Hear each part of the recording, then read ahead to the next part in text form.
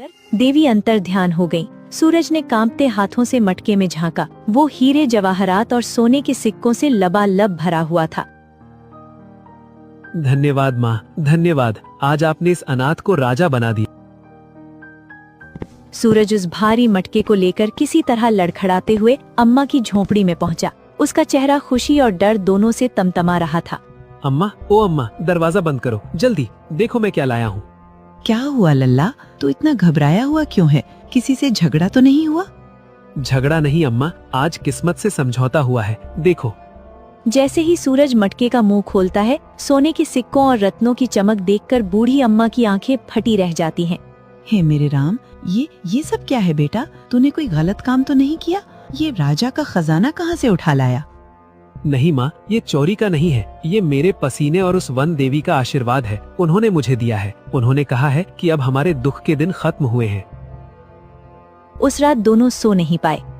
अगले कुछ हफ्तों में सूरज ने समझदारी से काम लिया। उसने उस धन का उपयोग करके एक सुंदर और बड़ा मकान अपने और अपनी बूढ़ी अम्मा के लिए खरीद लिया।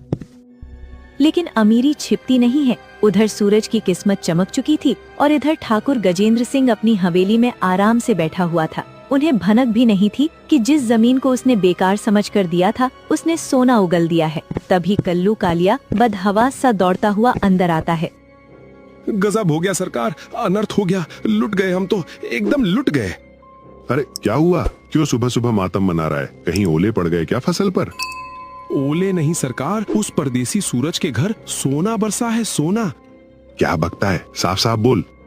सरकार, वो काली टेकरी वाली बंजर जमीन जिसे हमने सूरज को दिया था, खोते समय उसे वहाँ एक सोने से भरा मटका मिला है। सुना है उसमें इतना हीरा, जवाहरात और सोना है कि वो अब हमसे भी बड़ा सेठ बन गया है। उसने बाजार में नई हवेली भी खरीद ली है।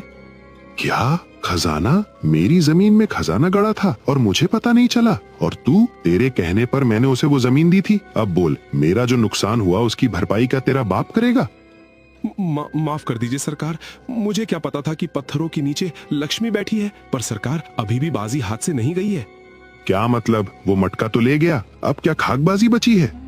सरकार, जरा सोचिए, हमारा सौदा क्या हुआ था? आपने कहा था जो फसल उगेगी उसका आधा हिस्सा तेरा। सौदा फसल का था, खजाने का नहीं। जमीन के कागज आज भी आपके नाम है और जमीन के पेट में जो भी निकलता है वो जमीन मालिक का होता है, मजदूर का नहीं।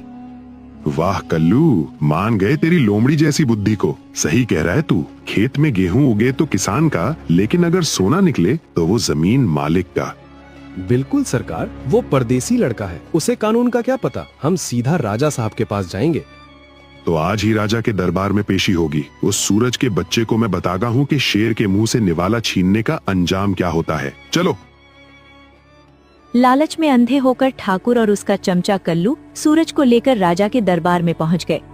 दुहाई हो महाराज, मेरे साथ घोर अन्याय हुआ है। ये सूरज मेरा मजदूर था। जिस जमीन से ये खजाना निकला वो जमीन मेरी है, पुश्तैनी है। तो जमीन के नीचे का गड़ा धन भी मेरा हुआ ना। इस लड़के ने मेरे साथ छल किया है।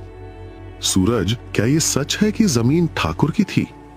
जी महाराज, जमीन इन्हीं की थी, लेकिन शर्त ये थी कि फसल का आधा हिस्सा मुझे मिलेगा। और महाराज, वो खजाना मुझे सीधे गड़ा हुआ नहीं मिला। मैंने वहाँ फसल उगाने के लिए खुदाई की थी, लेकिन तभी मुझे एक मटका मिला। जब मैंने उसे खोला तो उसमें से देवी निकली। मुझे ये धन उन्होंने मेरे परिश्रम और मेरी माँ की सेवा के लिए वरदान में दिया है। अगर मैं खुदाई ना करता तो ये धन अनंत काल तक मिट्टी में ही रहता। ठाकुर, क्या तुम्हें पता था कि वहाँ कोई रहस्यमयी जादुई मटका है? नहीं महाराज, मुझे पता होता तो मैं इसे खोदने क्यों देता? यही न्याय है। अगर तुम खोदते तो शायद तुम्हें केवल पत्थर मिलते। देवी ने पात्र देखकर धन दिया है, भूस्वामी देखकर नहीं। जमीन तुम्हारी हो सकती है, लेकिन भाग्य उसका होता है जो कर्म करता है। ये खजाना सूरज का है और चूंकि ये दैवीय वरदान है, इसे छीनना राज्य पर विपत्ति ला सकता है। राजा के फैसले ने सूरज की जीत पक्की कर दी। सूरज अब आधिकारिक रूप से उस संपत्ति का मालिक। कुछ दिन बीते। एक शाम वो अपने कक्ष में आया तो देखा कि बूढ़ी अम्मा बैठी रो रही थीं।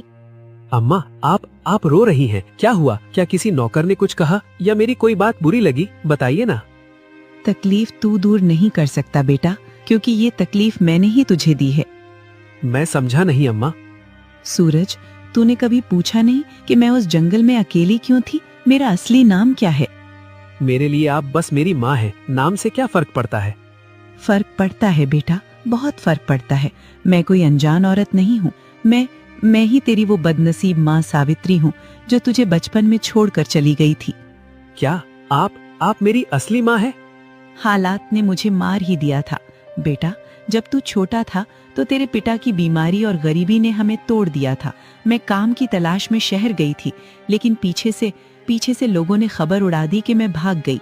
जब मैं 1 महीने बाद लौटी तो तेरे पिता दूसरी शादी कर चुके थे। ये दुख मैं सह नहीं पाई और वहां से यहाँ चली आई। नहीं माँ, मेरी सौतेली माँ ने मुझे घर से निकाला तो भगवान ने मुझे उसी रास्ते पर भेजा जहाँ आप थी। देखो, खून ने खून को कैसे पहचान लिया। हम अनजाने में ही सही मिल तो गए। बरसों की जुदाई आज आंसुओं में बह गई। हवेली में खुशियां तो थी, लेकिन अभी नियति का एक और खेल बाकी था। हटो यहाँ से, ये सेठ सूरज बाबू का घर है, कोई धर्मशाला नहीं। भागो यहाँ से, भिखारी कहीं के। ये शोर कैसा है? माँ आप रुकिए, मैं देखता हूँ।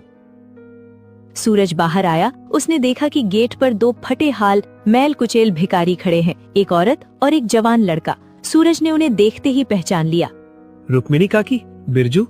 दोनों चौंक कर देखते हैं। सूरज को रेशमी कपड़ों और सोने के गहनों में देखकर उनकी आंखें फटी रह जाती हैं। सूरज, तू यहाँ का मालिक है?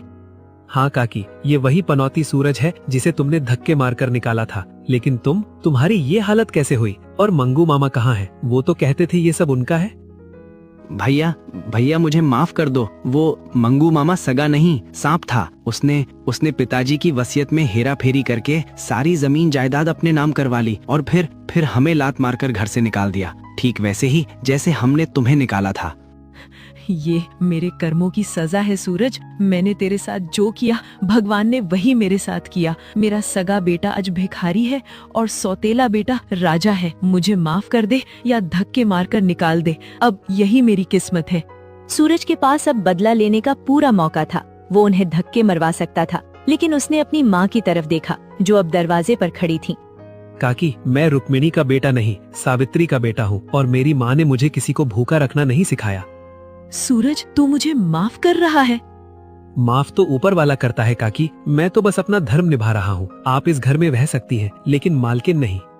सुंदरपुर की कहानी ने अपना चक्र पूरा कर लिया था। जिसने दूसरों का हक छीना वो सड़क पर आ गया, और जिसने सब कुछ खोकर भी नेकी नहीं छोड़ी वो महलों का राजा बन गया।